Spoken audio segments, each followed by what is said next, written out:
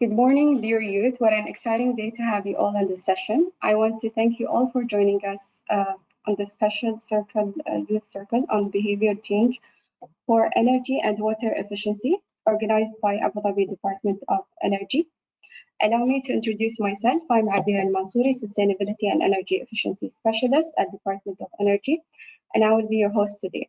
The agenda today will include a keynote speech followed by a panel discussion and will end with an interactive session with youth to propose solutions for changing behavior towards efficient energy and water use. And now for the keynote speech, I would like to give a warm welcome to Engineer Ramz Al-Alela, who is Director of Sustainability and Energy Efficiency at DOE. He is responsible for driving policies, regulatory frameworks, and strategies to enable demand-side management, implementation, and improve end-use efficiency for electricity and water. Engineer Ramz, the floor is yours. Thank you very much. Good morning. I'm very delighted to be addressing such a lovely audience of our younger brothers and sisters at our first virtual youth circle on behavioral change for water and energy efficiency. The United Arab Emirates has set an exemplary model for engaging and involving youth in decision-making. Our youth are constantly provided with the tools and programs to unlock their full potential and empower them to contribute meaningfully to the country's sustainable development. Today's Youth Circle is an example of those platforms where you can share your views on energy and water efficiency and discuss how our behaviors can be the solution to the ever-growing challenge of high consumption. Our youth are becoming increasingly committed to sustainability and the fight against global warming. The Youth for Sustainability is a good example, and I'm glad we have many Y4Us members with us today. However, some may think that your role in behavioral change for energy and water efficiency is minimal due to the fact that parents typically make the majority of decisions affecting energy and water use at home or at school, or the school and university's administration concerning purchasing equipment. Let me tell you, this is not correct.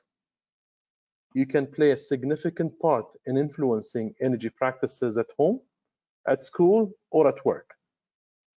Studies show that energy-saving initiatives in schools and universities can have the secondary effect of eliciting similar behavioral change in more than 50% of parents. Other studies determined that engaging kids and youth in energy efficiency initiatives at early age, while their behavior is still malleable, can have a long-term impact on their behavior as adults. In other words, awareness and engagement early on may result in a more efficient behavior over a lifetime. With this in mind, the Department of Energy has grouped youth under a separate consumer segment when we designed our behavioral change program and planned the various short and long-term interventions. We'll have a presentation shortly to share why and how we developed our program. Today, we will have several activities, including a presentation, a panel discussion, and crowdsourcing ideas. Our focus is not to convince you that we need to save water and energy or to list the benefits, be they energy security, environmental protection, reducing bills, or supporting sustainable development goals. But we will together explore why and how behavior is one of the most important factors in the success of any energy-saving and rational consumption program. Behavioral science-backed interventions are increasingly being identified as an effective tool in promoting energy efficiency and significant water and energy saving. Today, we want to share an overview of this science with you and encourage you to lead behavioral change initiatives within your home and communities. We also want to hear your views on the best behavioral interventions we can apply in Abu Dhabi. Your ideas and solutions for the energy and water efficiency in Abu Dhabi are extremely important to us and will be used to inform the development of more behavioral change interventions in the future. I hope you will find today's Youth Circle informative and you will be able to be inspired to adopt and spread energy and water efficiency practices. I look forward to hearing your views and bright ideas. Have a wonderful session ahead. Thank you very much. Thank you, Ramesh, for the inspiring keynote. Energy and water conservation is key to sustainable energy. As you have mentioned, reducing the use of energy and water resources results in an increased environmental quality, security of supply, personal financial security, and higher savings. So to achieve efficiency, we need first to understand how do people in Abu Dhabi consume water and electricity. This is what Senior Specialist of Sustainability and Energy Efficiency, Mohammed Al-Hadrami, will present to us. Mohammed will give an overview of consumption behavior in Abu Dhabi.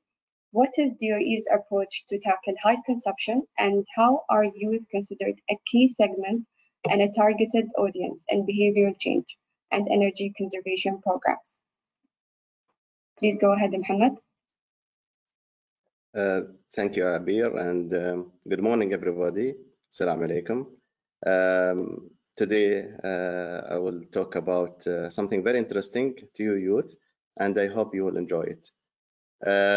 First, I will start with this slide. We're talking about the energy consumption for residential category.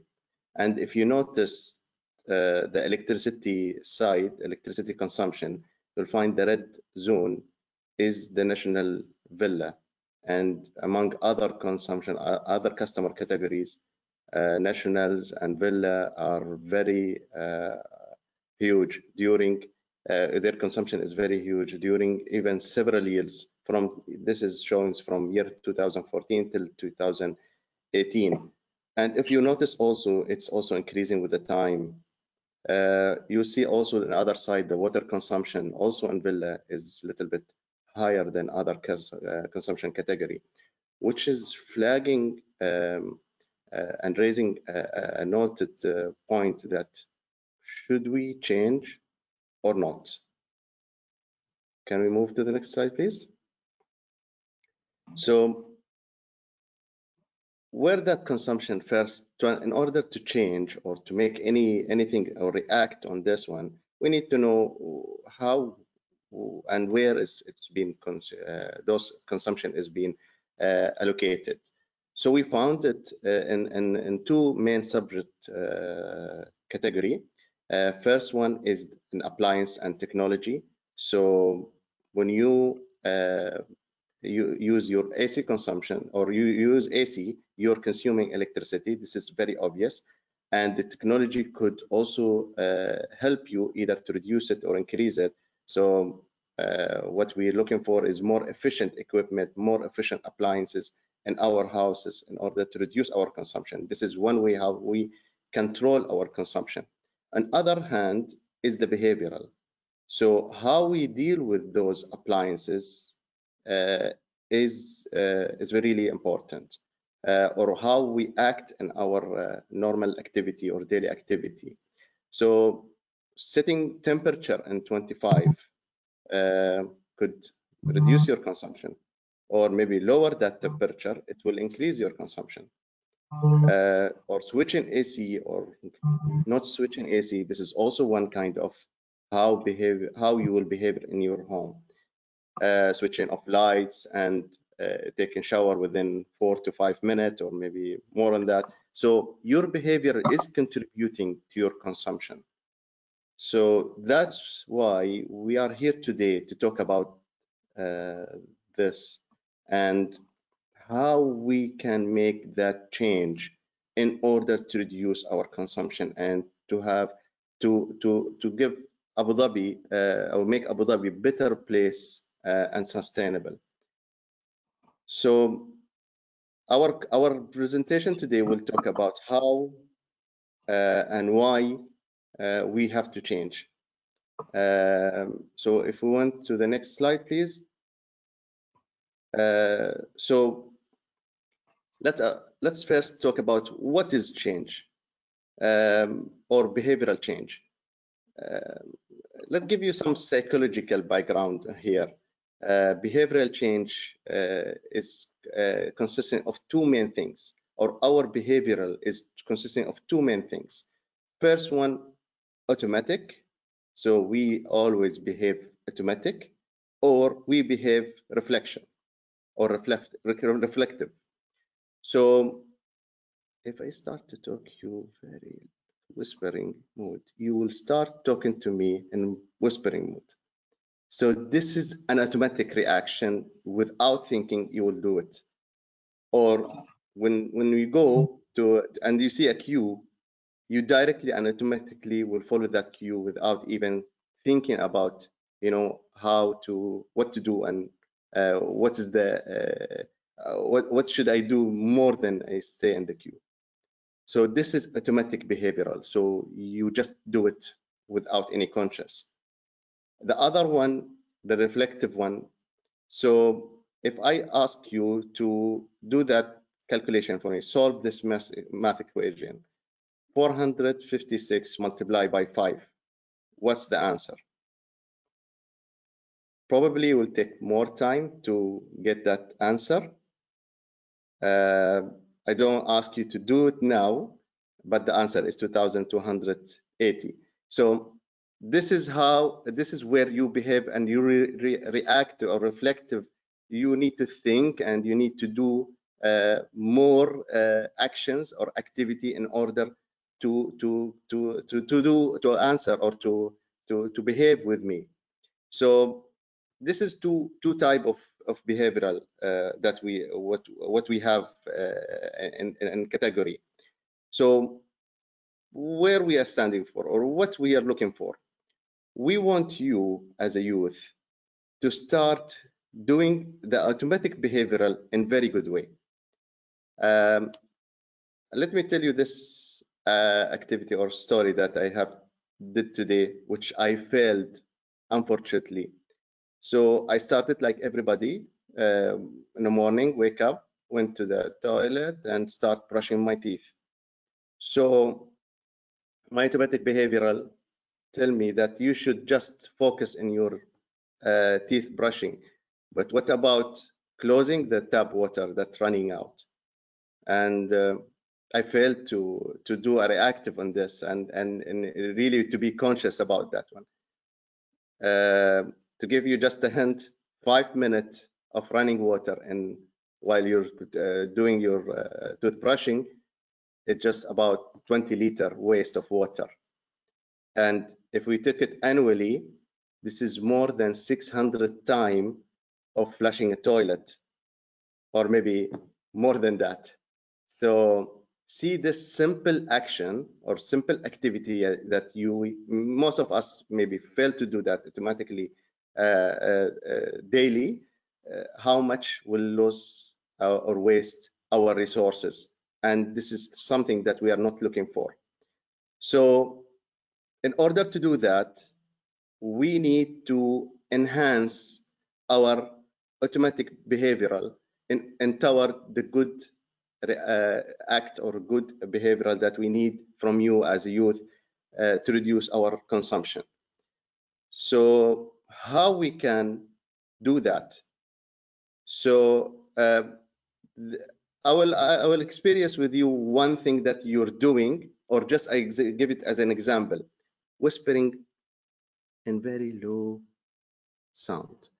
That will make you mirror that action and you will do the same. You will start whispering with very low sound, which is something that very good to start with, to change our behavioral or change other people's behavioral if we are aware about it. For example, for the youth married couples or youth married people, if you start switching off the light and your kids or your young people in the home saw you doing that, they may mirror you and do the same. And in this way, we can achieve that changing in your behavioral as a start. and you can do more of that. You can start, practicing that you should limit yourself as a 5-minute shower time, and in this case you will save approximately more than 50% of water your consumption in daily shower. So knowing that your action, your good behavioral will affect good way to Abu Dhabi Emirate, will encourage you to do more of that. If we went, I want to just move to the next slide to tell you about one thing. Yes, before we, yes, okay. What we have, yes, let's one slide back, one step back. So if I ask, no, again, okay, never done that. So yes, if I ask you this question, who want to change or who wants change? Everybody will raise his hand and do that change, or will show the desire that things need to be changed. If you click next, you will find that if I ask the same question but in a different way, who want to change, people will run out. So here is the issue. When it comes to the truth, when it comes to action, people start to be very skeptical. And this is the action, the no good action that we don't want to promote. So what DOE did in the next slide, we'll show you that we have did a study asking the people what behavioral that you want to do.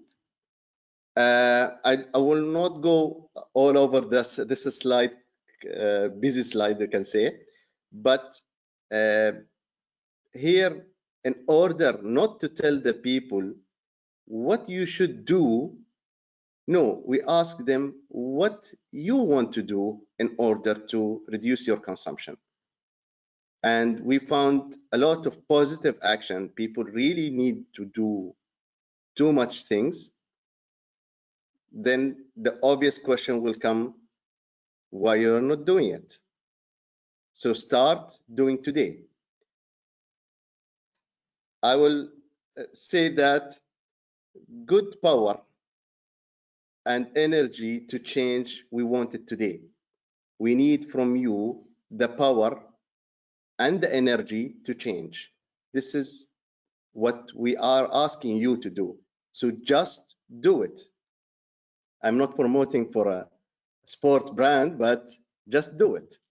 It's just easy. Eat the frog if you read that book. Next slide, please.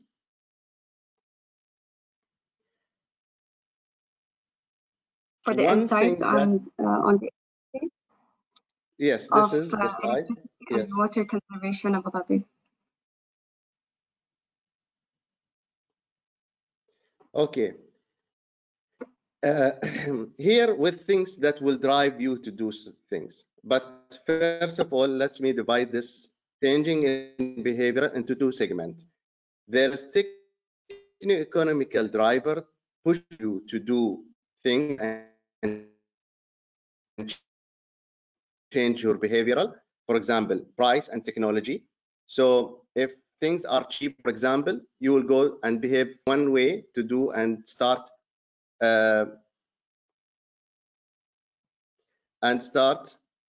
changing your behavioral. And in another way, also, if the technology is attempting you to do that, you will start using it. Before 10 years, we are not using the mobiles or this how we use the mobile like what we are doing today. So things are changing. We are reacting with those technology. And the other side, socio-cultural drivers. Hello. Hello. Yes, we can hear you, Mohammed. I am here. Okay, good. Okay, socio-cultural drivers are also the other way how we can change our behavioral. So national prides or mirroring leader people or people who's really expert or doing good things and we believe we trust them. and also sustainability and climate change and responsibility to our community and environment. So, and we noticed that the socio-cultural drivers are pushing more people, we're hoping that, more than the techno-economical. So people are driven more by national prides and leading by or following the leaders and mirroring others, and also from their responsibility of the environment and climate change more than the pricing and technology for this particular activity, which is how to be more efficient in energy. Next slide, please. So we first follow our leaders, Sheikh Mohammed bin Zayed, Allah yatawwal bi'amra.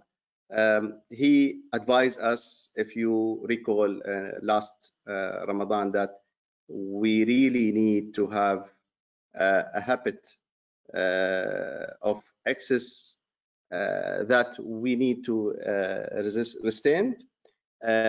We don't want to overconsume our resources.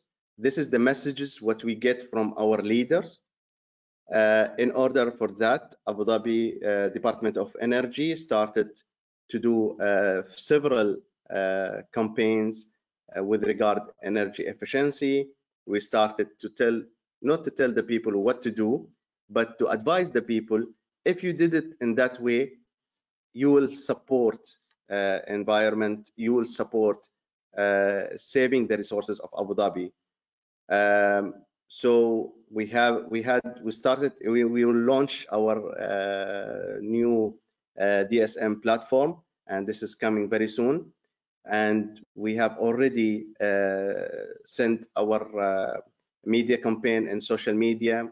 Also, we are now in a way that presenting or supporting the people who want to change. We will advise them how to change by putting 3 services, energy efficiency advisors that will support you in your home. Also, energy advisors or expert will do a virtual assessment to your home if you want, and will assess you how to do it. And also, we are going to distribute efficiency kits that also give you an idea how things, if you just a small replacement, do it in your home, that will help you to reduce your consumption. I think I reached to my end of the presentation, and I will hand it back to Abir. But before that, remember that you should have the good power and energy to change now and today, and don't miss it, please. Start acting now. Thank you very much.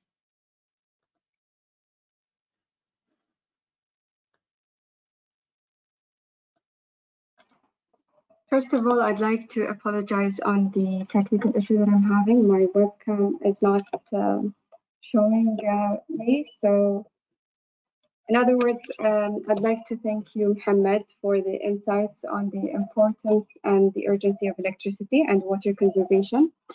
Abu Dhabi Department of Energy's approach and plans to address the culture of excess in the Emirate through short-term and long-term behavior interventions. So to understand how youth play a key role in behavioral change and energy conservation programs, we'll move to an interesting panel discussion. Let me first introduce our respected guests who are on the panel today. Mrs. Shannon Graham, who is Director of Energy Practice at Guidehouse. She is an energy industry advisor with expertise in deploying new utility business models and well-versed in utilizing behavior science into all aspects of engagements, including organizational behavioral change and the concept of nudges in promoting sustainable behaviors. Sheikh Al-Hosni, Outreach Senior and a member of Youth for Sustainability Program from Masdar Company. Mrs. Maryam Al-Hamwadi, she is an Enterprise Risk Senior Specialist from Department of Energy and DOE Youth Council member. Mr. Abdullah Al-Junabi from Noah Energy Company, and he is the chairman of Baraka Youth Council. Mr. Mohammed Al-Hadrami, Senior Specialist of Sustainability and Energy Efficiency from the Department of Energy and a key member of Demand-Side Management team. So our panel discussion topic today is on how can behavioral science help Abu Dhabi become more sustainable. So let's begin the session with a question for all our respected panelists. How has COVID impacted the consumption patterns in Abu Dhabi and altered people's consumption behavior? We can start with Mohammed Al-Hadrami. Yes, Abir, hi. Before I should start, I want first to congratulate all the youth today who are attending this session for the efforts done in Baraka. So also I want to thank our colleague here from ENEC and from Noah for the first megawatt commercialized from our nuclear renewable energy in the Arab world. Really proud of that, and I hope all the best for the youth and the people who are working behind that and achieving that, leading similar to our leaders who are really proud about that, and also myself. Yes, sector record. Coming to your question, Abir, with regard how COVID impacted consumption pattern in Abu Dhabi, sector already has recorded a lot of change and showed that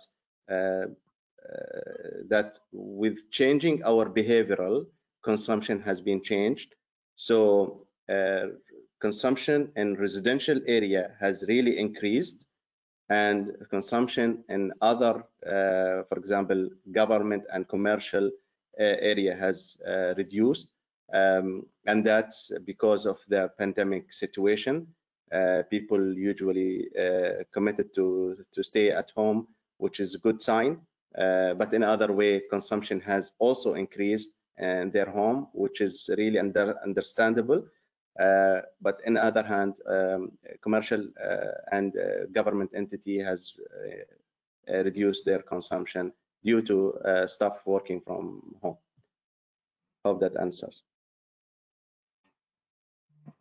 Thank you, Mohammed. Shannon Graham, if you'd like to give a word. Sure. I think hello, everyone. First of all, thank you so much for the warm introduction and welcome today. Very excited to be here with you. And just picking up with what Mohammed said, the patterns that you see right now in Abu Dhabi have been reflected around the world. And as we look at energy consumption in other places, it's a very common pattern, but we've seen the reduction of energy consumption in industry and also in commercial, and the uptick of consumption in homes. One of the things that we'll be talking about shortly is how people feel connected to the environment, environmental issues and climate, and how that drives behavioral change. And what we're starting to get a sense of right now, especially from a variety of sectors globally, is that people are feeling more connected and concerned about the environment. And that opens up a door for behavioral change and behavioral change mechanisms, as we'll get into shortly. So in short, the change of consumption patterns has been dramatic. It has been noted in Abu Dhabi and elsewhere. But people's parallel concerns about what's going on globally actually open up the door for longer term behavioral change, which is very exciting. And I think we'll get into that shortly. Thank you for the insights, Ms. Shannon Graham. Sheikh Al-Hosseini, if you'd like to give your... To add on what my colleague said, first of all, I'm happy to be here as well. There have been a number of studies that have analyzed how consumer behavior has changed over the past year. And as expected, there has been a rise in e-commerce, and this has included in the e-grocery market, the sport equipment, and other products that are focused on health. However, we've also noticed the trends towards increased sustainability campaigns that help to encourage a global movement towards sustainability. There are many ways in which consumers are working towards this, like improving, for example, waste management processes in their home, or consuming a more sustainable plant-based diet, and making conscious on sustainable clothing. These are just some of the ways in which people try to support sustainability initiative, and we're pleased to see that young people are leading and catalyzing a lot of these efforts in sustainability. So it is clear that they have a large role to play across sustainability and environmental spectrum. Thank you for your insight, Sheikh Al-Hosseini. Definitely COVID-19 pandemic have changed people's behavior in terms of electricity and water consumption. Abdullah Al-Jalebi, if you would like to add on Sheikh Al-Hosseini. Yeah, well, first of all, I would like to thank my colleague Mohammed for his congratulatory note. Yes, Baraka is a big achievement for the country and meeting our sustainability goals.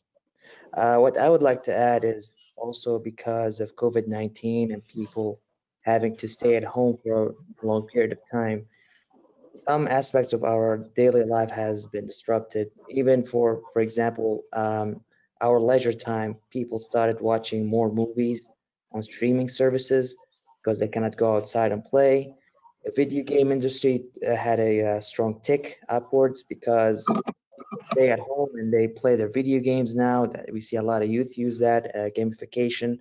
So consumption of electricity as a result also increased, not only because we do our education or communication at work from home, but also having fun because the shopping malls are closed, and that already had reflected in the industry. So some of these things have will go forward. So I think people going when they have fun or enjoy their time, they will have to be more cognizant of their consumption of electricity, even when they use their having fun, getting their gathering for watching a movie or playing a video game. So the behavior change goes beyond only electricity consumption, but it's also how we go conduct our lives going forward. Thank you, Mr. Abdullah Al-Jalebi. On that note, I'd like to ask Mohammed Al-Hadrami, what are behavioral change programs and what is their role in the overall demand-side management strategy of Abu Dhabi? Okay, so let me answer this question, the second part of the question, which is, what the role of overall demand-side management strategy in Abu Dhabi. Behavioral change program consider one of the main program in the demand-side strategy, demand-side management strategy of the Emirati of Abu Dhabi 2030. The strategy aiming to reduce the consumption by 22% in terms of electricity till the year 2030, and also 32% of water consumption reduction we are aiming by 2030. So we put almost 10 programs, and one of the main programs is the behavioral change and rebate, we call it. So it have a high attention in our strategy, and we are depending as a support role to our strategy. The behavioral change is not something that we should pass on and ignore it. We also aim to target the youth as a one of main category in term what's inside that behavioral change. So beside targeting the youth, we are also targeting local families and families overall, communities, and also domestic helpers at homes, that those will support really implementing what you call the activities that need to be done in order to change the behavior inside the home. We also introduced several initiatives from Department of Energy toward targeting the residential category in particular, like energy advisor. I mentioned already in my presentation, energy advisors, and we also intending to distribute efficiency kits and conducting virtual assessment, which will help people to grab the attention inside the home, how they should reduce their consumption and change their behavioral. Also, this all will not happen without our main stakeholders that's supporting us to implement what we are intending. Educational sector and community development sector. They are mainly the supporter or supporting DOE toward that. Also, sector companies. And we hope that with all this effort, people start to realize that the importance of efficiency and consider it in their behavior.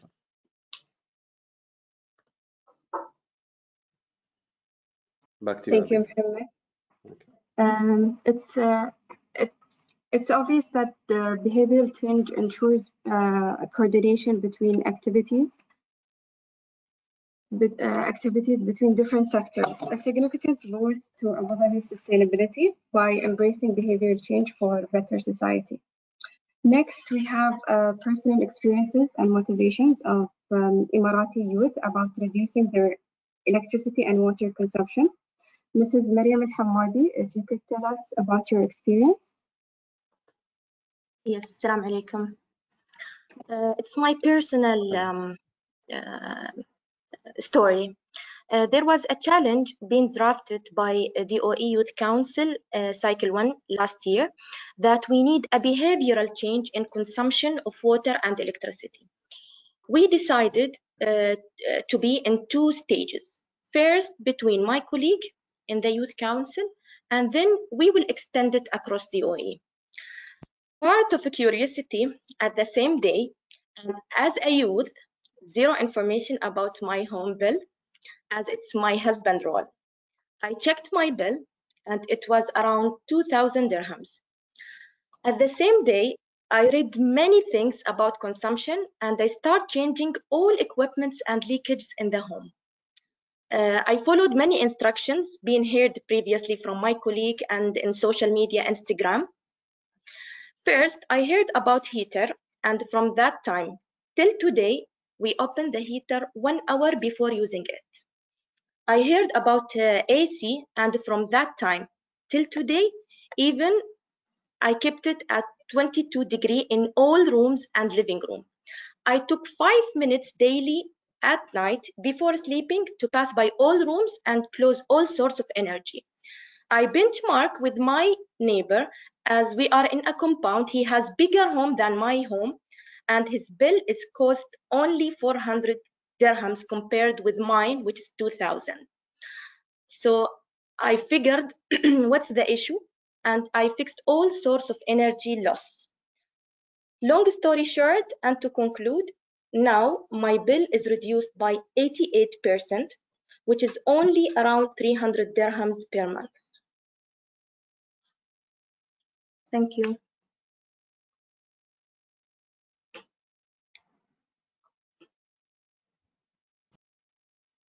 Good job, Mariam.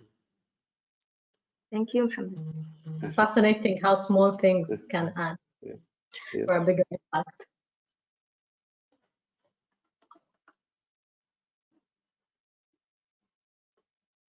Abir? Sorry, I was talking and it was mute. Sorry, my bad.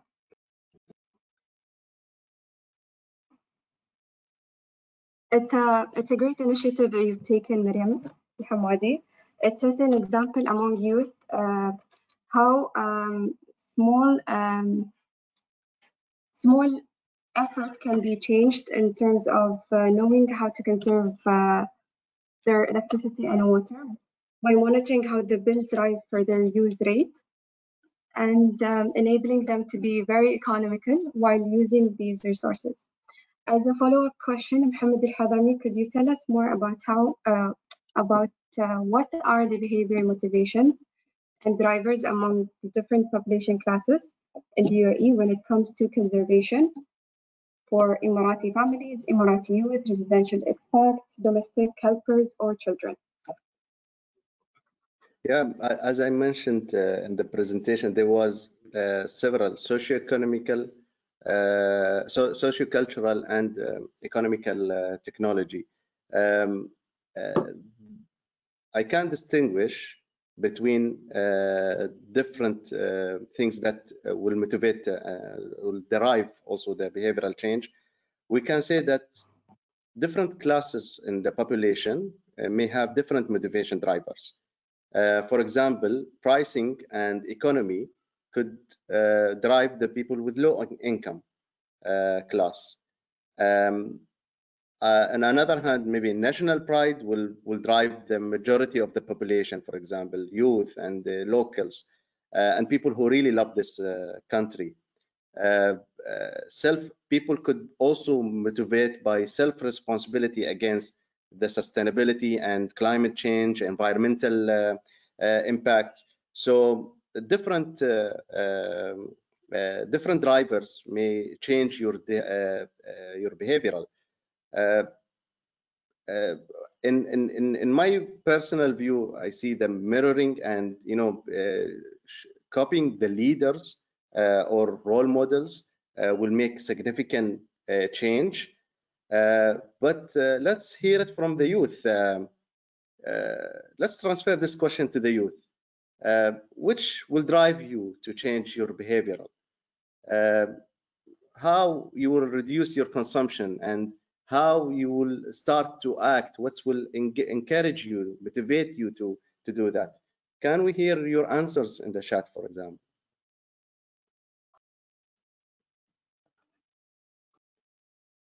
I cannot see the chat, but as I explained to you, several drivers, and I hope that people who starting to market the energy efficiency will consider the drivers which can motivate the people, select the proper one, and selecting the segment that really touching those people. Thank you, Mohammed. Indeed, UAE's population classes are driven and motivated by different factors on matters concerning conservation. These drivers and motivations facilitate the conservation process, while on the other hand, they inhibit it. Mrs. Shannon Graham, what are some of the international best practices surrounding behavioral change programs?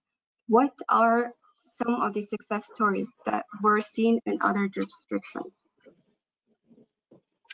Sure. I'll try to be brief, given the time. I know we want to get to some things at the end. But international best practices and programs and governments have been looking at behavioral science for at least a decade as a really fundamental tool for shifting people's behavior.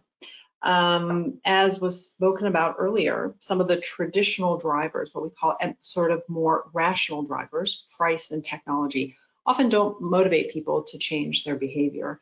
But things that were mentioned, such as national pride, position of leadership, and concerns about climate change can actually be deep motivators for people. And so in integrating those motivations into programs, governments have been, and utilities have been quite successful in optimizing energy and water usage. For example, in behavioral home reporting, where you get a report, similar to what Miriam said, where she was aware of what her neighbor used versus what she used, that comparison can be a very strong motivator for people to say, wow, if my neighbor can do so much better, that's fairly easy for me to achieve. And those types of programs rolled out by utilities that give people that data have been shown to be quite effective in reducing their energy usage. I think Miriam gets a gold star. I've never heard of a change that significant. Usually the change is a couple percentage across the population, but that was quite an impressive change. You can also use these types of programs to motivate people to adopt electric vehicles. And a lot of this starts with engagement and communication and opening up different portals of communication. Some leading examples that we've seen, the US Department of Energy has used this for consumer adoption of renewable energy. In the UK, leading entities have used behavioral insights to test and encourage people to switch energy providers where there's an energy market that they want to have put into use. And the European Commission has been using this to test how people will change their behaviors around climate. So we have major government entities similar to Abu Dhabi using these tools.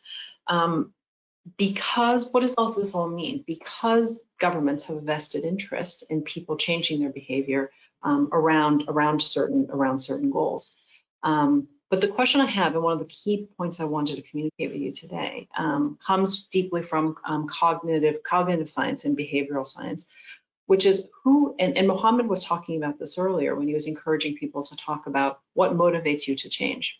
The question for you is, who is the person who is the best to change your mind? The person who is best to change your mind is you. But what we often don't have, and that's what behavioral science is about. So for me, if you take one thing away from today, it's the person who changes your mind the best is you, but you need to have the information and it needs to be delivered to you in a manner, maybe in Snapchat versus LinkedIn, for example, or the press. It needs to be delivered to you around a motivation that you care about, the future or climate. And it needs to be maybe delivered to you a number of times and in ways that you can action it, not just save the climate, but hey, you can turn your electricity down, and that comes to you through a certain channel that you see. So the best practices internationally link all of these pieces together. What motivates you? How can you take an action? And it comes through channels that you know about, that you use regularly, communication channels, and it gives you a way that you can action. So I think that international best practice is clearly reflected in the programs that Abu Dhabi and the Department of Energy have designed. We really look forward to seeing as they roll out. Thank you. To add on what's been said in terms of adding behavioral science for the community, I'd like to ask you a question on what are the relevant mechanisms to induce a behavioral change in different target groups in the UAE, and through what communication channels? What are the challenges and barriers to achieving this behavioral change in the UAE?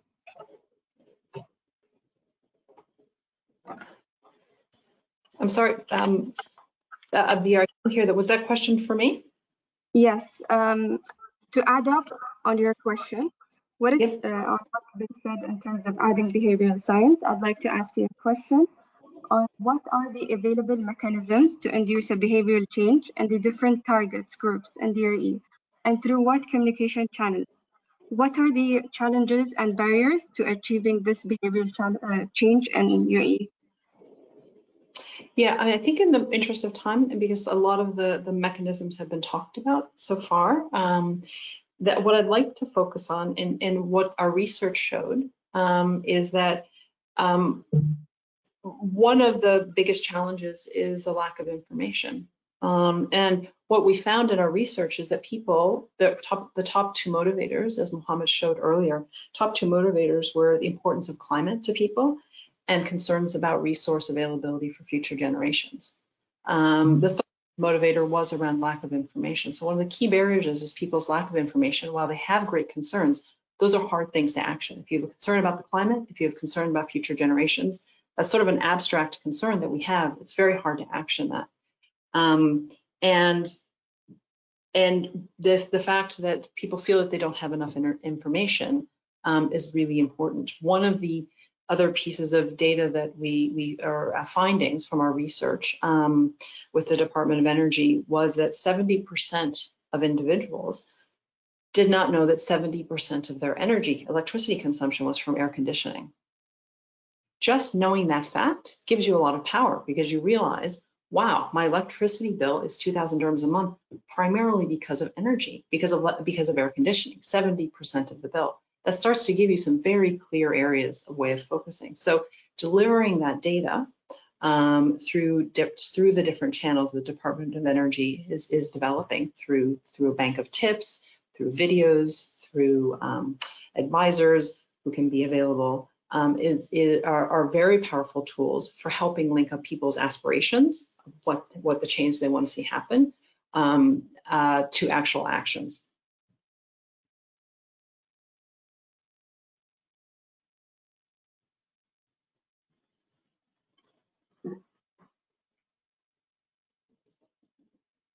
Abir, you're on mute, maybe.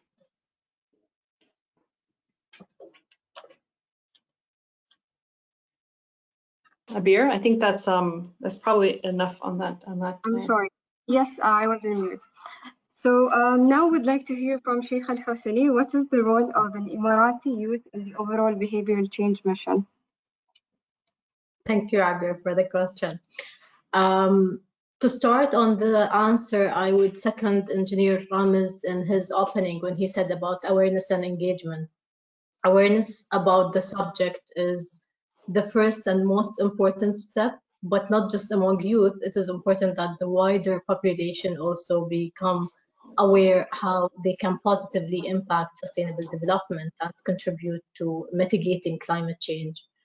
We can't solve any issue unless we reflect, observe, and understand the underlying challenges in these topics. And I think that not only we should target Emirati youth, but all youth should be engaged, involved, and responsible to build a greener future for our country, whether they're living in Abu Dhabi or across the UAE.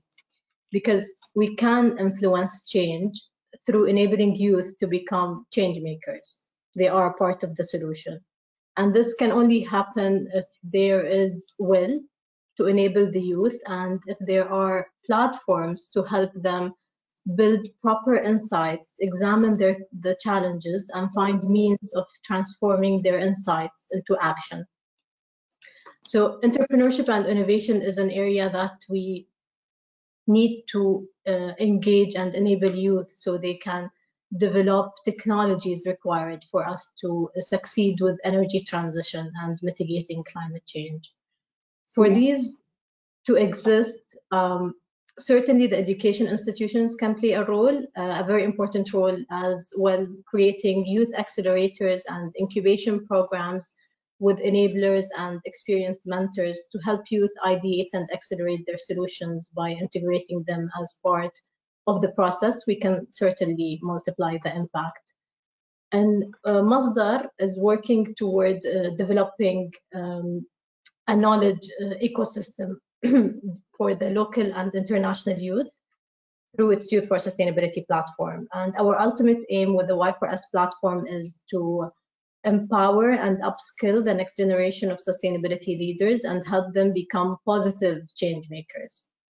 And our work in sustainability and innovation entrepreneurship is centered around design thinking principles through our Y4S Innovation Lab. We started the Ecothon Innovation Challenge, which aimed at solving real world issues. And here we work with our members on how to frame the problem using sophisticated insights and empathy learning, which will help them for the ideation phase. And later in the program, we help them prototype and engage with strategic partners to develop their innovations. Since the Ecothon inception in 2019, we have hosted 5 different innovation challenges, over 200 hours of mentorships for our Y4S members, as well as 20 specialized training workshops and 4 innovation programs. This year, our innovation challenge aims to develop a new circular economy solution for packaging waste, including plastic, and it's supported by Khalifa Fund for Enterprise Development, the Environment Agency Abu Dhabi, the Authority of Social Contribution, Ma'an, and Nestle. So With the Y4S platform and the series of activation and digital upskilling and self-paced learning, we aim to reaching every young person in this region and beyond to support their growth during this uncertain period and offer them the tools they need to grow. And I'd like to invite every one of you at this forum maybe to join us and work with building a more inclusive, greener and sustainable future, not only for us, but for our parents and the next generations as well. Thank you, Sheikha. It's clear how the Emirati youth have a significant role in behavioral change mission by following the guidelines given and by educating other population groups in the UAE on the importance of changing behaviors for a better society. Mr. Abdullah Al-Julebi, if you could explain to us how can Emirati youth support the culture of conservation?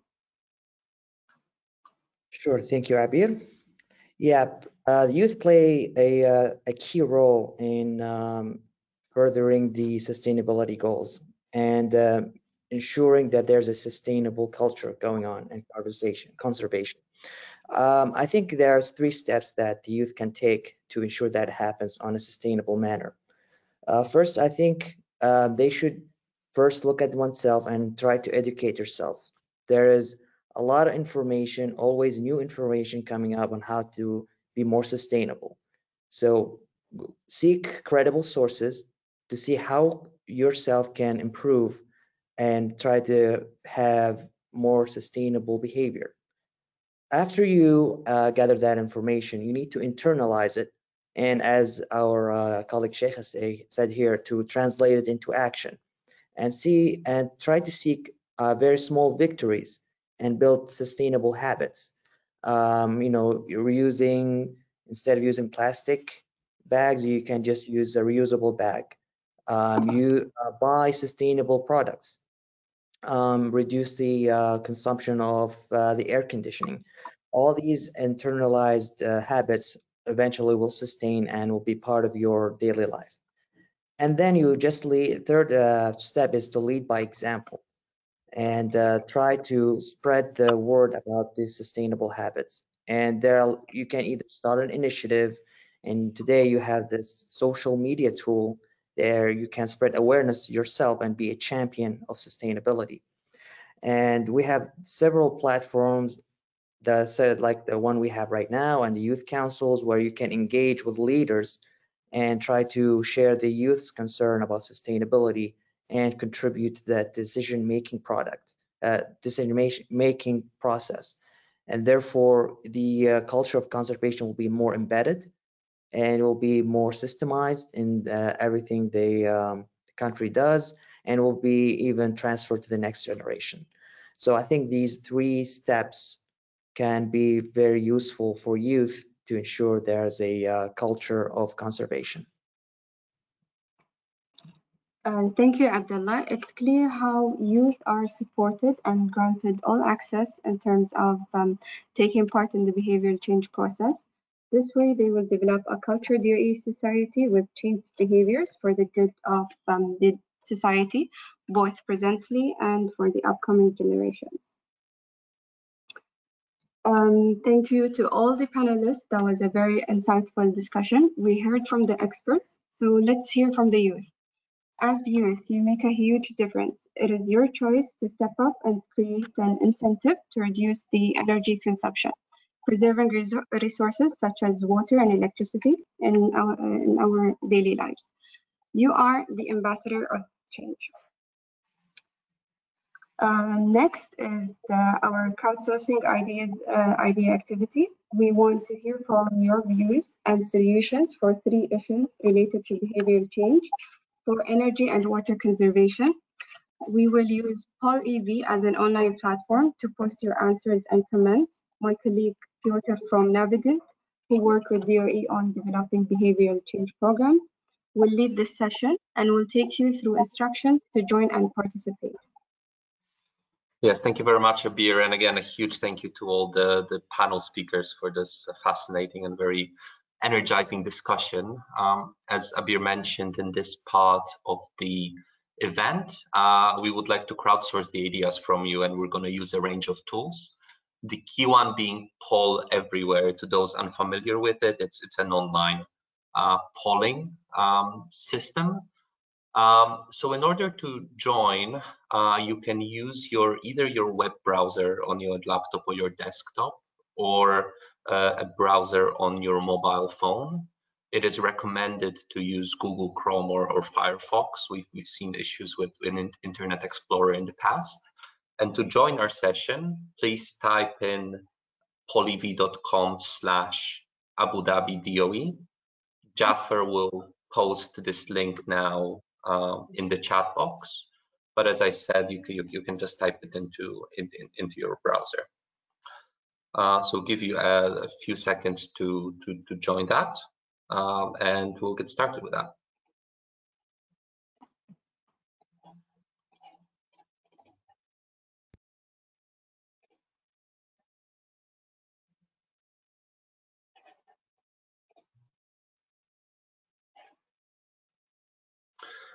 Okay, so to start with, hopefully many of you have already been able to join. You can see the link in the chat, and you can also see it on top of the screen now, hopefully. So the first kind of test question, just to see, you know, if everybody managed to join and everybody's with us, if you could please answer, what is the current thermostat temperature in your household? I can see some responses coming in. That's great. If anybody has any technical issues, please post them in the chat or in the questions box. Jaffer's with us to respond to them as soon as possible.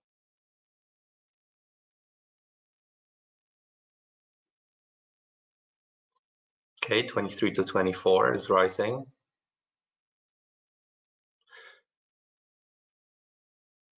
Yeah, this is very important based on what Shannon mentioned about, and Mohammed Al-Hadrami earlier, about our research, that 70% of consumption in households really comes from AC.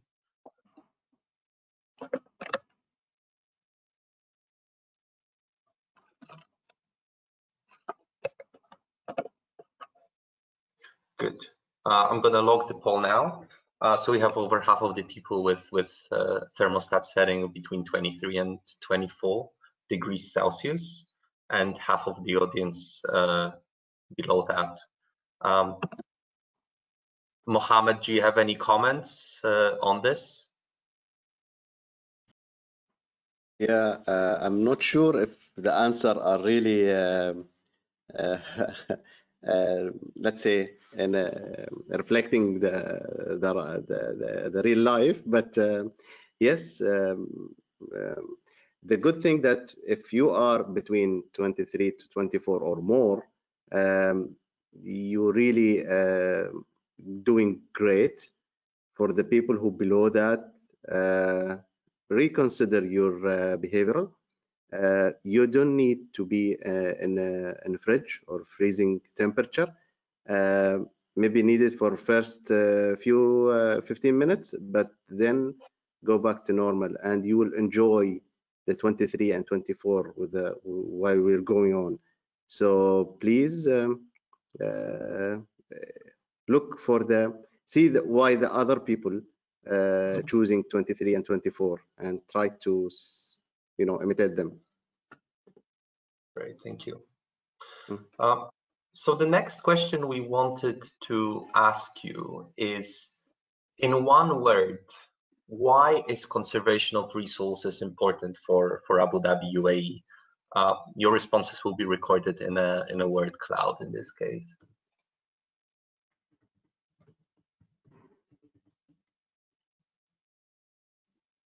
Just give it a minute or two to record all the answers as they appear on the screen.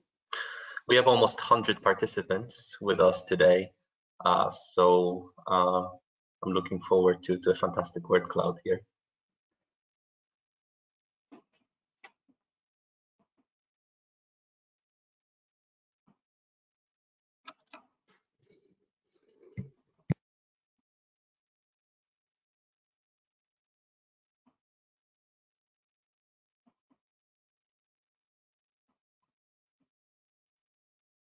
Shannon, what's your reaction to the first words appearing on the screen now?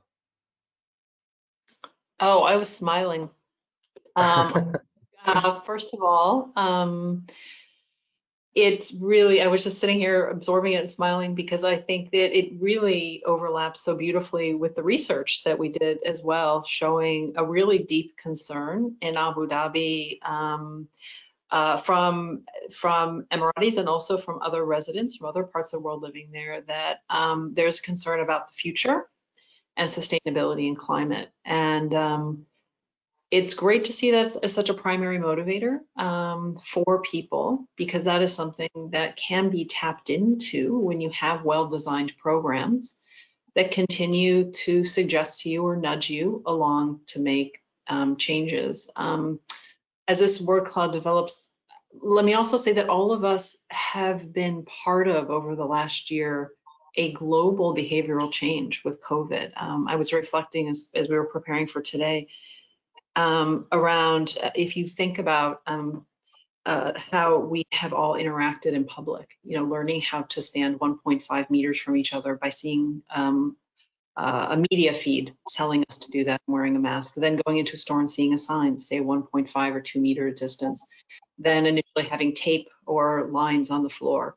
And now people do that without those nudges. Those are all nudges, and that's all been behavioral change that's been constructed for us. And those types of interventions are the type of interventions that Department of Energy is putting in place for DSM, demand side management, energy efficiency, in the same sort of way to meet these types of goals. So I'm smiling because I see that people are motivated by things that can be tapped into to create long-term behavioral changes in our daily lives.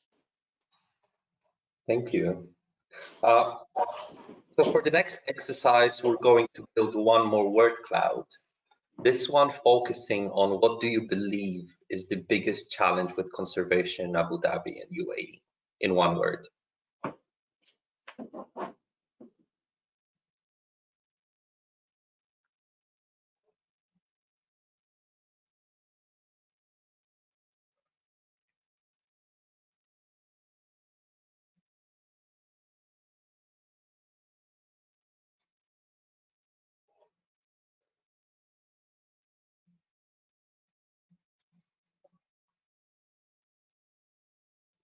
Sheikha, what are your initial reactions to seeing these words appear on the screen?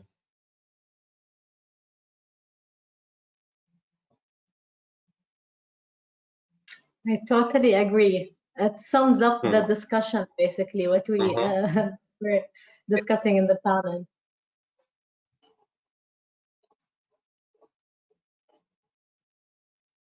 Good. Abdullah, what's your reaction? Pleased.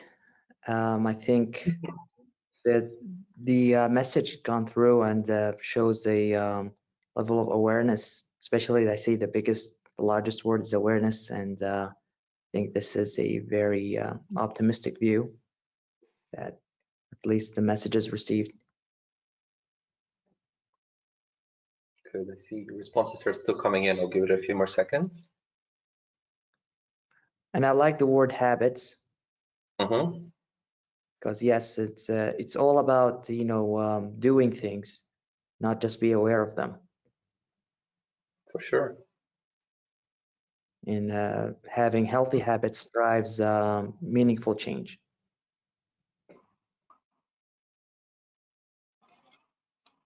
Good. Thank you very much for your responses. I will lock the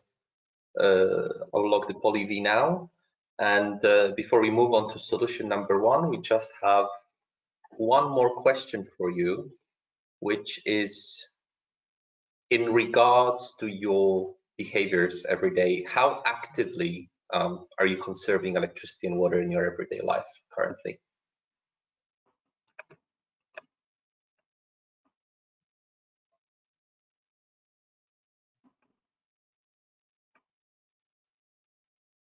Okay, it's great to see more than half of the people definitely conserving, and vast majority trying their best.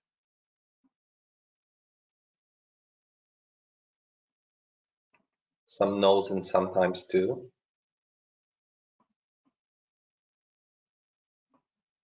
Great, thank you very much. So we are at 85% of yes, definitely, and yes, I try my best, which is super encouraging. Thank you for these answers. So with that, we are going to move on to the first solution. Let me share my screen again, which is about the need for electricity and water conservation in Abu Dhabi. And the first question we have for you is, why should Abu Dhabi and UAE residents conserve electricity given the abundance of resources? So in here, we would like to hear directly from you. So if anybody, any of the attendees would like to raise your hand, and I'm going to unmute you and hear your thoughts on this or your personal story, that would be fantastic. In your control panel, there's an option to raise your hand.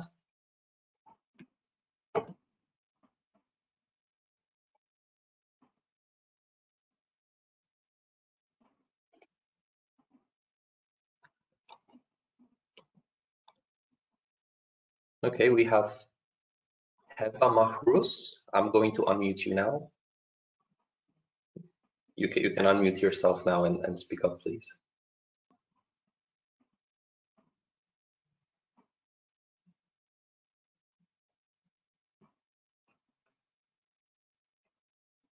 I see you're still muted.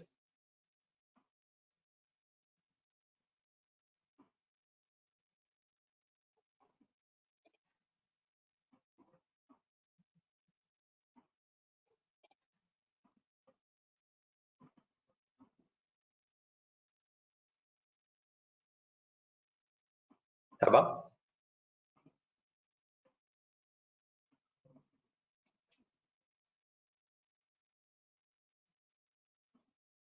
Maybe it's a mic issue, but I see another hand is raised from Akarsha Kurada. I have unmuted you now. You should be able to speak up. Just you need to unmute yourself. Good morning, everyone. Hi, good morning. Good morning. Actually, and I personally think that Abu Dhabi or UAE residents should conserve electricity even though there's abundance of resources. It's because at one point in our lives, for the future generations, in order to live sustainably, we all need to conserve our environment and preserve our environment without and also makes developments in the present without jeopardizing the needs of the future generations. So in order to do that, we need to conserve our resources, we need to conserve our we need to conserve electricity and water. This is because at one point we will be the availability of resources and like electricity and everything will be very difficult. So for the future generations, and so much energy will be required to for performing actions. So because of this will cause a lot of harm to the environment, which will in turn which has links to the other consequences also that might happen to the earth and the other environment.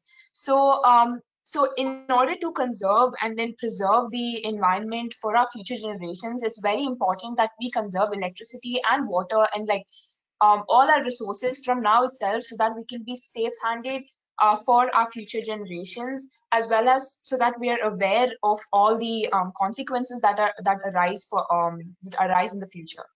Thank you. Thank you very much, Akarsha, for very, very good points. I see a few more hands raised. Reen Tamer Habib.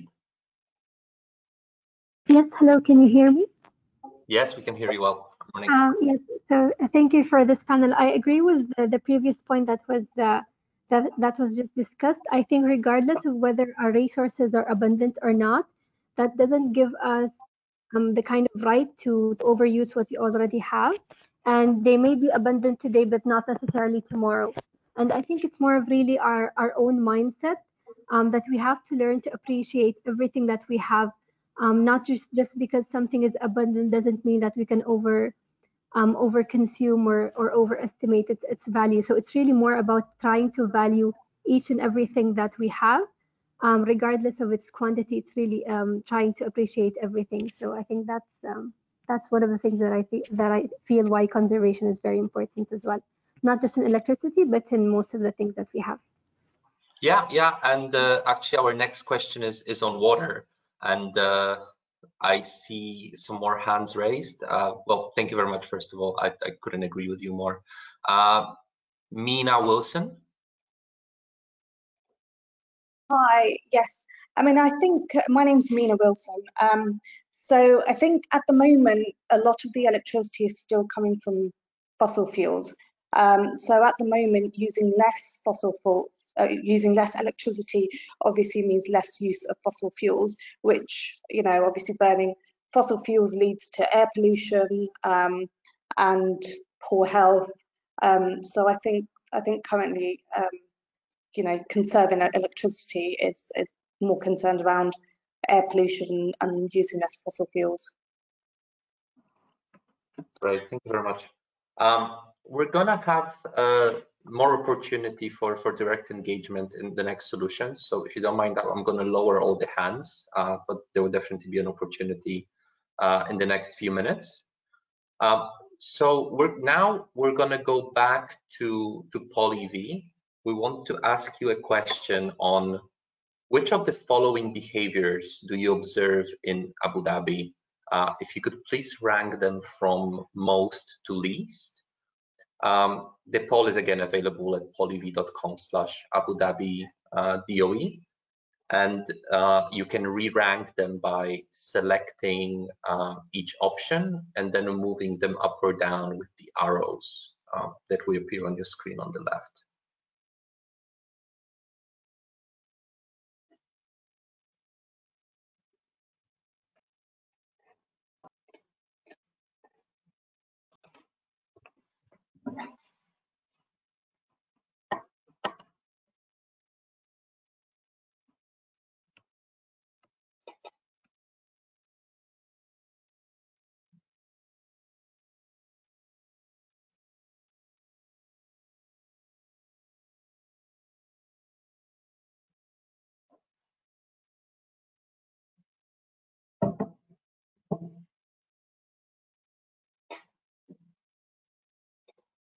Okay, I see things are moving on the screen. Mohammed, what's your reaction to it based on your research and understanding of the environment in Abu Dhabi?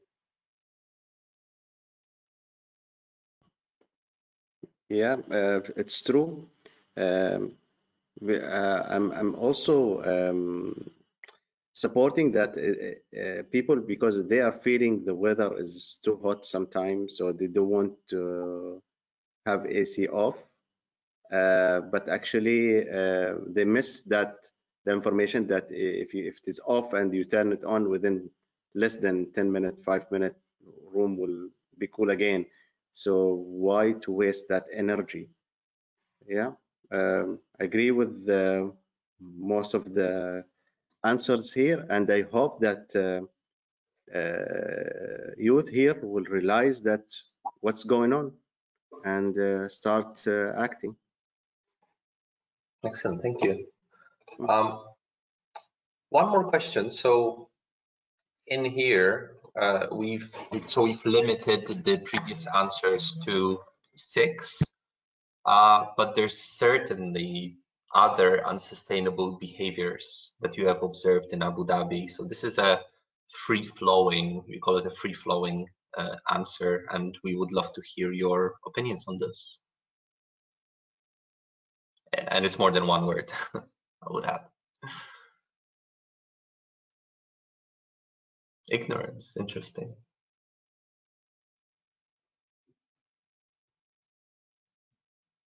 Car wash, yes, definitely. Car washing was one of the key nudges we're trying to introduce through the social media posts of DOE and sustainability around this. Sheikha, what are your reactions with these responses coming up on the screen now?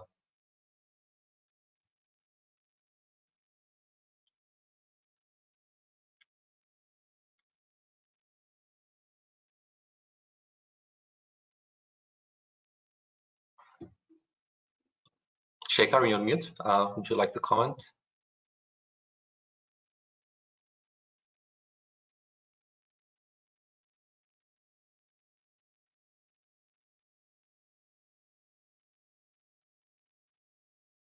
If not, maybe Abdullah, what are your thoughts with these responses coming up on the screen? Very interesting. I like the homemade awareness. Yes, I think we there are things. Car wash, I haven't thought about it before. Maybe I'm a bit guilty of that. So yeah, which comes to my my point in the panel discussion is to be more forward and proactive in educating ourselves and educating others on what sustainable or unsustainable habits that we unintentionally do. So I mean, we use general terms like excessive use of water resources, but sometimes if we become more specific about some actions, I think that will drive better change, especially when you provide people a more specific feedback. Very interesting.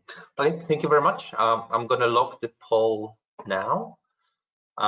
And the next question we have for you is going to be, again, direct engagement.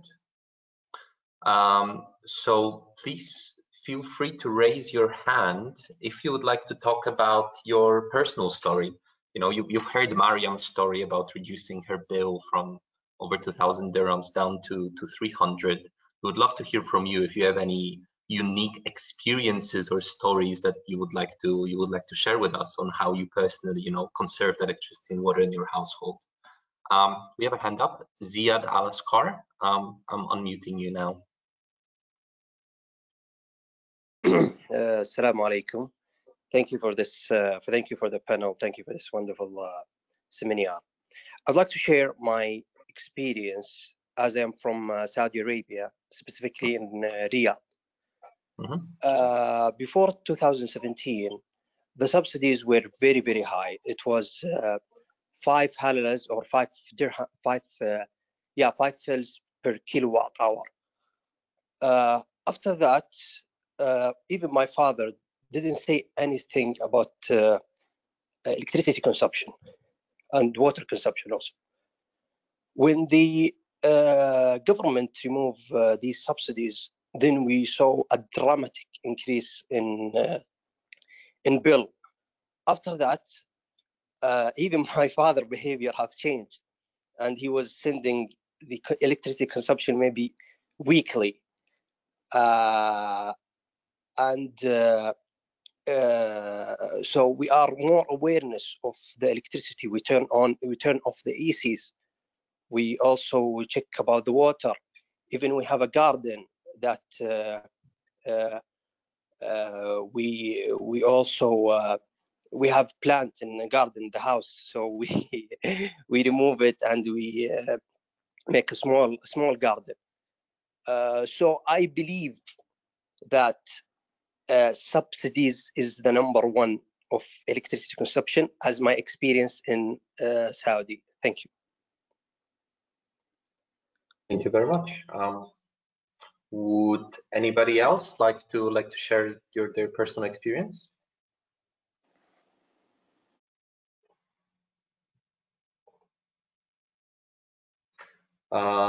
We have Mahra Al-Mari.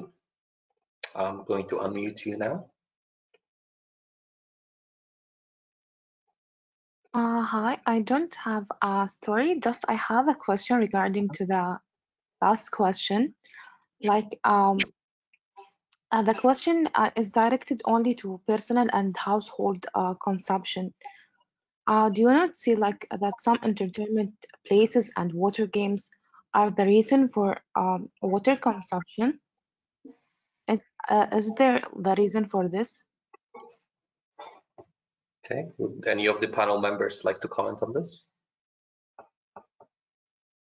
Sorry, but can you repeat the question again? Do you see like the entertainment places and the water game places are the reason for water consumption because they like use a huge amount of water. You mean let's group them all to the outdoor activity? So not only the entertainment or maybe some water games, also swimming pools, irrigation, the garden, washing the car wash. I think yes, it is really significant in total water consumption for the household or for the home itself. We did a study previously, and we found it more than 40% of the water consumption inside the in-house is consumed by outdoor activity, which is a lot. And with you, future youth and leaders, we hope that this kind of activities or consumption will be rationalized and reduced and maybe put it in the right way.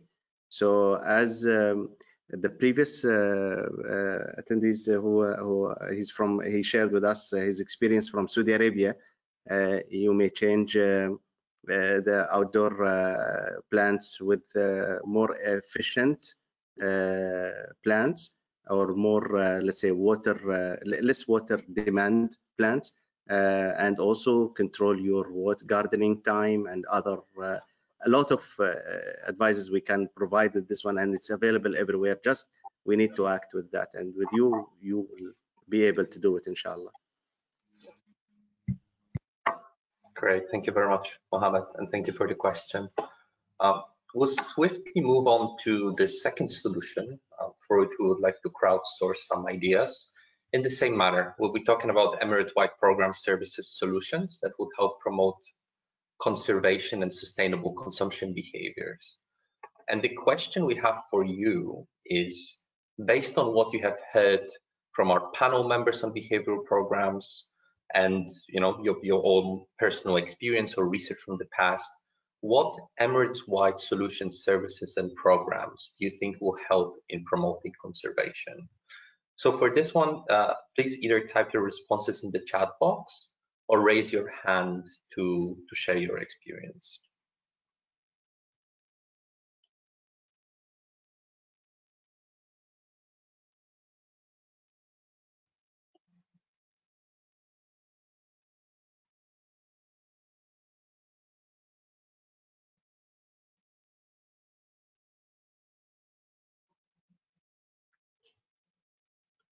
Okay, we have Mina Wilson again.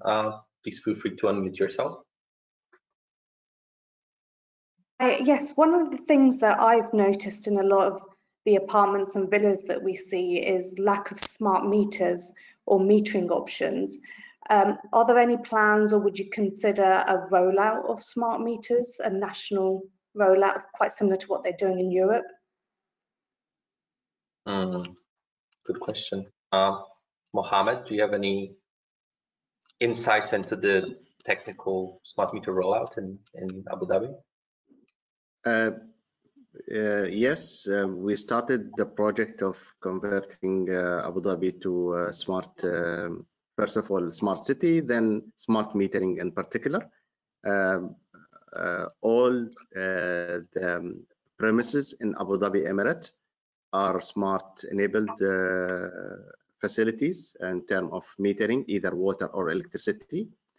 The project is in the final stages of connecting those meters and communicating each other, but you can still have the access to your meter, and you can read it by the law. And in any time, if you have any clarity of your bill consumption, you will find it in your. You can just simply approach the distribution company, either if you are in Al Ain or Abu Dhabi. Also, I believe that your bill is very informative in terms of your consumption. It shows you your consumption versus even the last month or the same month in last year. So it will give you a very comparative and insight about your consumption, if it is increasing or decreasing. And also it will comes also with some tips and advices for you to reduce your consumption, either in water or electricity. Hope that clarify your question. Yes, thanks. That's very interesting. I hadn't noticed that there were smart meters in our building or in the apartments, but that's something to look into. Shannon, do you have any kind of thoughts or anything you'd like to share from international best practice perspective on the benefits that smart meters bring in Europe and the US? Sure. Overall, and building on what has been said, smart meters provide the data to the utilities to provide granular feedback to their users. So some of the home energy reporting that we were talking about earlier, if you take Miriam's story about her understanding of how much energy her neighbor used versus her, sometimes that information is hard to get. You don't get it from chatting with your neighbors. And if the utility is able to provide that, also provide you some insights on the use patterns and other areas that are possible when you have smart metering and you have more granular data or data that comes to you more quickly. This is very, very powerful in terms of taking this data and then putting it into communications with consumers and on their bills and providing that information back. So that's, I mean, that Pietro, that is one of the sort of key areas. It also the data that utilities receive from smart meters also helps them design some of the programs that are out there. So it's very, very helpful in supporting the success of these programs. Great, thank you, Shannon. I believe we had some comments come through the chat box and questions box. Jaffer, you've been monitoring that. Could you maybe read out one or two? Yeah, thank you, Piotr. I think we received a comment from Denise saying that we need to enlighten the community about the water, energy, and food nexus, which may encourage people to lessen their consumption. Denise says that a lot of people are not aware how these three nexus elements are interlinked, where meaning saving energy also saves water. For our panel members, would you like to comment on the energy, food, water nexus and how they're interlinked?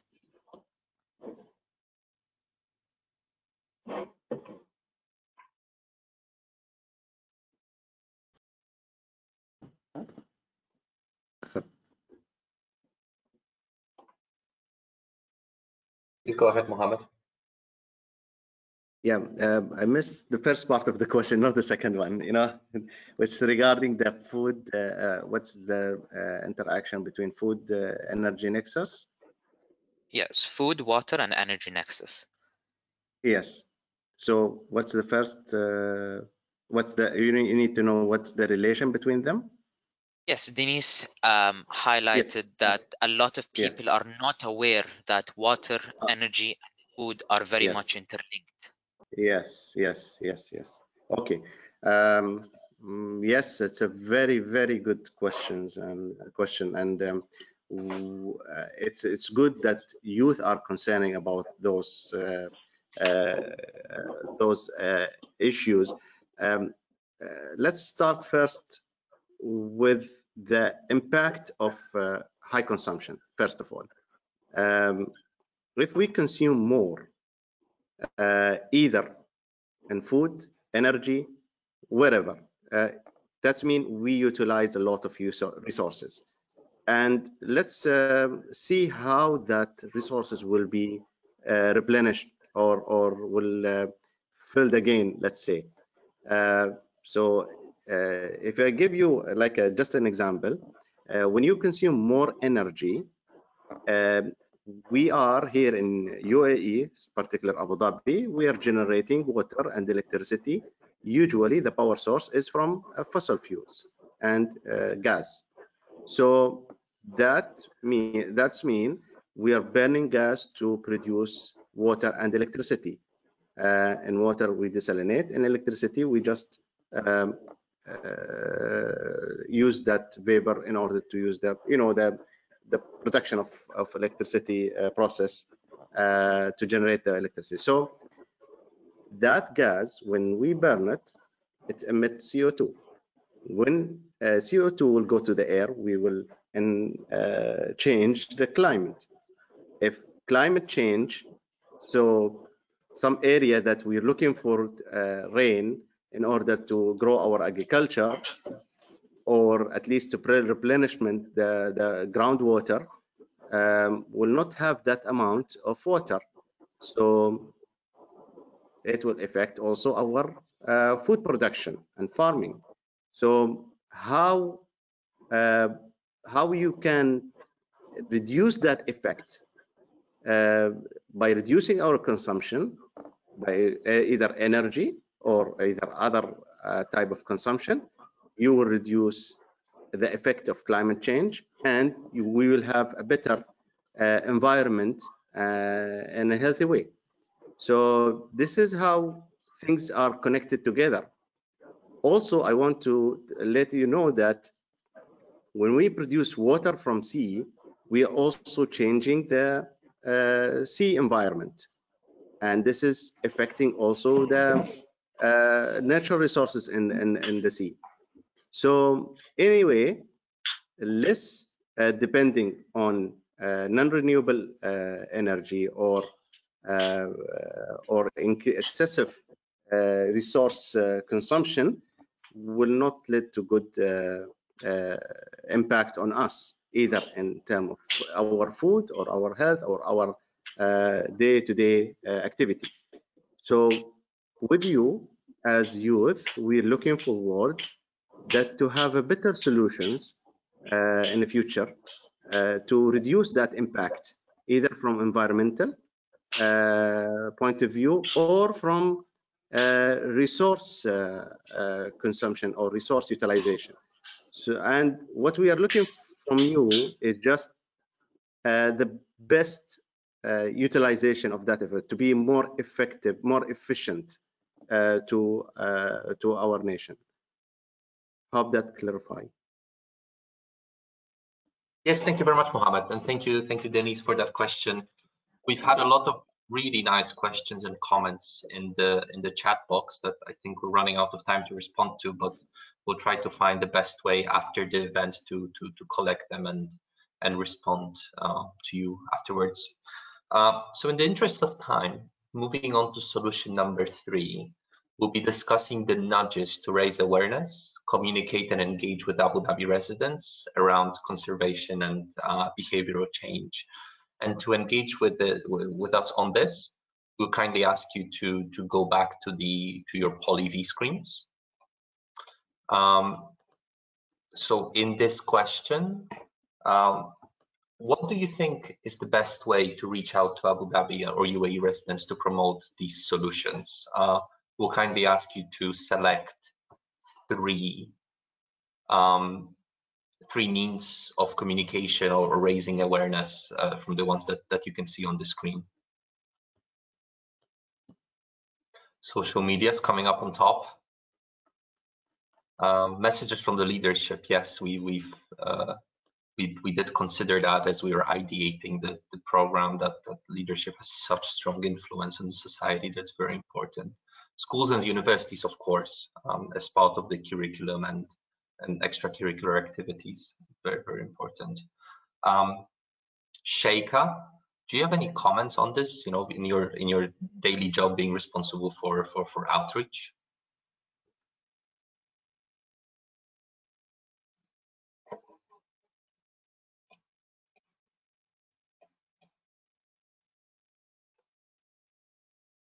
I think we've lost Sheikha. Maybe Abdullah, would you like to comment on this?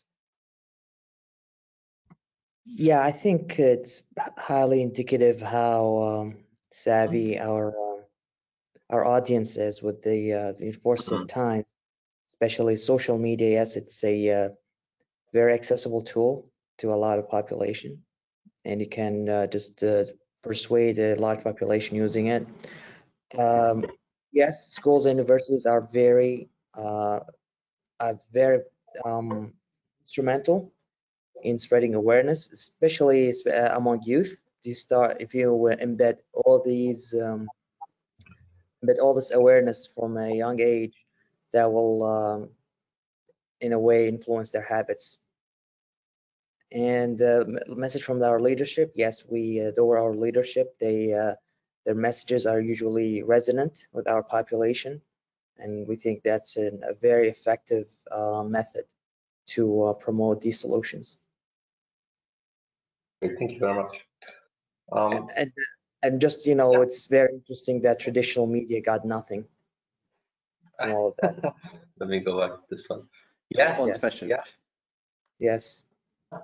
Very interesting indeed. Good. So our next question is, what would motivate you to change your consumption behavior? This is, again, a free-flowing answer. Financial incentives.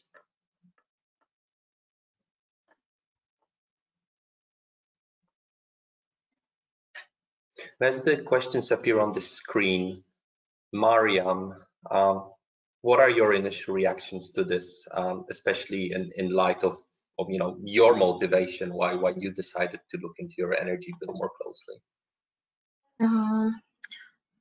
I saw all the questions is regarding the money and the incentives.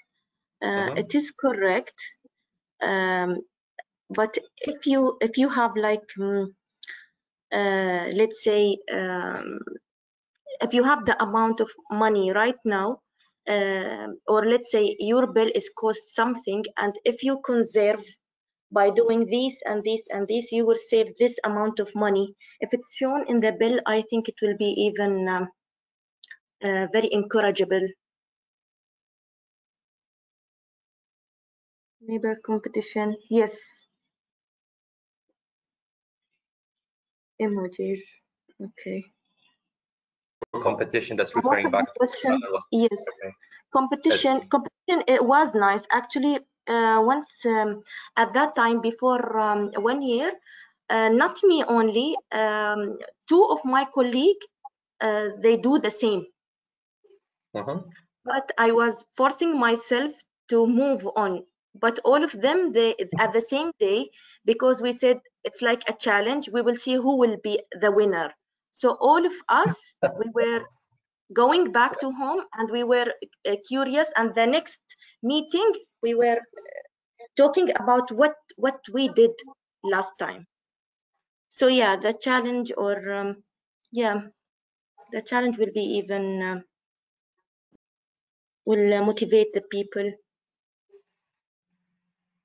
That's super interesting. And maybe on that topic, Shannon, would you be able to expand on how the home energy reports are being done, particularly in the US?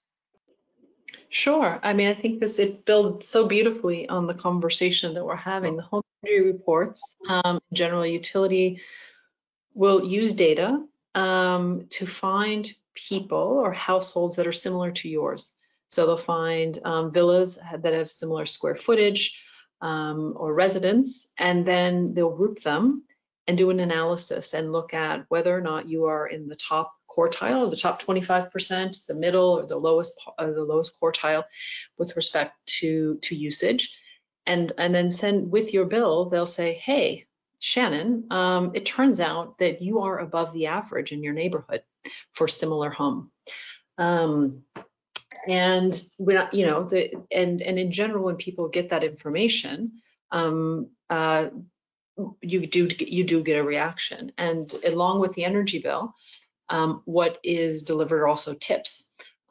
Shannon, you and your family may want to consider changing the AC setting, or you and your family, your electricity is fine, but your water is quite high compared to other homes of your type.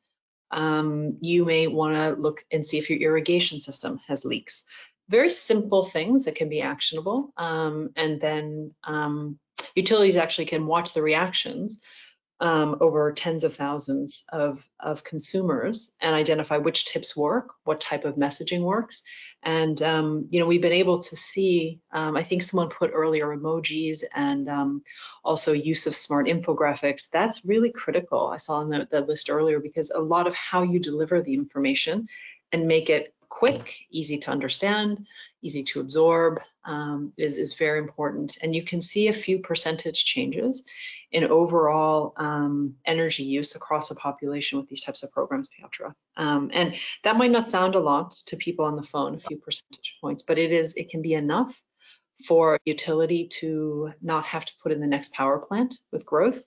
And so it becomes, actually, those small changes really do add up across the population, especially for a program that it ultimately doesn't cost that much. Thank you very much, Shannon. Thank you all for your fantastic inputs. Some really great ideas, very useful in our research for sure. So with that, would like to move to the final part of this event. Hopefully you found it engaging, interesting, and informative. The question to us is: do you pledge to after this event, after everything that you've learned and your thoughts, do you pledge to take an action to conserve electricity and water in your daily life going forward?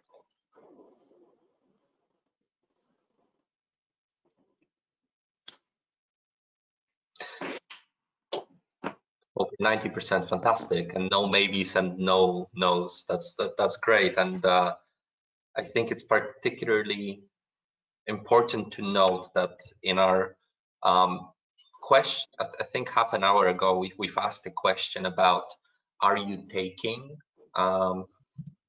steps in your everyday lives to conserve electricity and water? And we had 53% of respondents saying yes, definitely, and 31% saying yes, I'll do my best.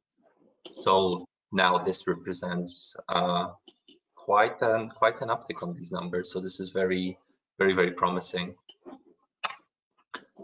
Thank you for this. And just a final question now is, if you're comfortable with this, could you please put down your name or name and surname if you pledged to take an action in your everyday life to conserve electricity and water. Could be initials, could be a nickname, if that's what you're more comfortable with.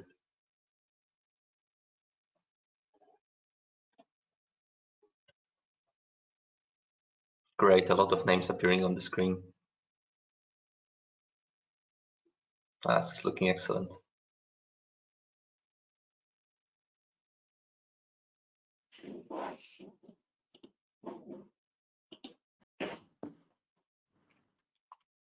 Just give it 30 more seconds.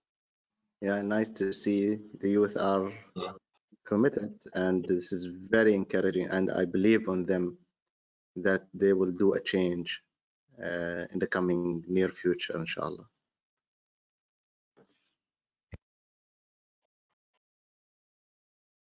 There's a lot of names appearing on the screen. It's fantastic.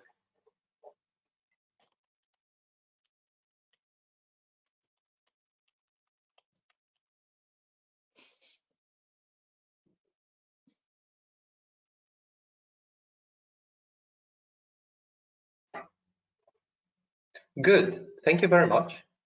With that, I would like to really thank you for your engagement. We've had some fantastic inputs, both verbal and through PolyV and through the questions. I'm sorry if we didn't manage to get to your questions, but as I mentioned, we'll try to collect them and find a way to respond to them after the event. And I will pass the mic back to Abir for some closing remarks. Thank you, Piotr, and thank you, youth, for your active engagement and participation.